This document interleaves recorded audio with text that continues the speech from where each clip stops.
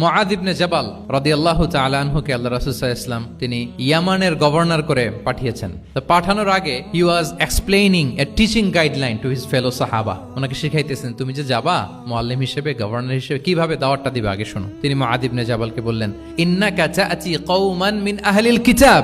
হে মুআয, জেনে রাখো এমন একটা এলাকায় তোমাকে পাঠাচ্ছি তারা কিন্তু আহলে কিতাব, মানে তারা হচ্ছে Jewish and Christian community, they are not Muslim, তারা কিন্তু ইহুদি খ্রিস্টান। ওখানে সো তুমি কিভাবে দাওয়াত দিবা? ফাদউহুম ইলা শাহাদাতি আন লা ইলাহা ইল্লাল্লাহ আন্না মুহাম্মাদুর রাসূলুল্লাহ। প্রথমে তাওহীদের দাওয়াত দিবা। আওয়াজ করে বলেন, প্রথমে দাওয়াত হবে কিসের?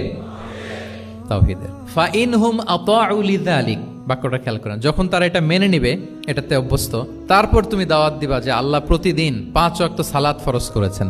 কয় ওয়াক্ত? 5 ওয়াক্ত সালাত। আচ্ছা, ফা ইনহুম আতাউ লিযালিক, যখন তারা 5 ওয়াক্তে সালাতে অভ্যস্ত হবে তখন বলবা যে আল্লাহ তাআলা ধনীদের উপর যাকাত ফরজ করেছেন। ফা ইনহুম আতাউ লিযালিক, যখন ওইটা মানবে এরপরে বলবা রমজানের রোজা ফরজ করেছেন। সুবহানাল্লাহ, সুবহানাল্লাহ, আল্লাহু আকবার। তাহলে ধাপে ধাপে দেখেন, এই যে টিচিং গাইডলাইন তিনি দিচ্ছেন ওনার ফেলো সাহাবাকে, ফেলো কম্প্যানিয়নকে, যে তুমি ইয়ামানে যে একবারে সব বিধান তুমি যা জানো মনে করো না যে সবাই ওইটা মানবে। তারা জুইশ, তারা খ্রিস্টিয়ান, একটু একটু করে তাদেরকে দাওয়াত দিতে হবে। তাহলে গ্রাজুয়ালিটি, পাঠদান পদ্ধতির একটা অন্যতম বিষয় হচ্ছে কি গ্রাজুয়ালিটি, মানে ধাপে ধাপে ধীরে ধীরে অল্প অল্প করে বোঝানো।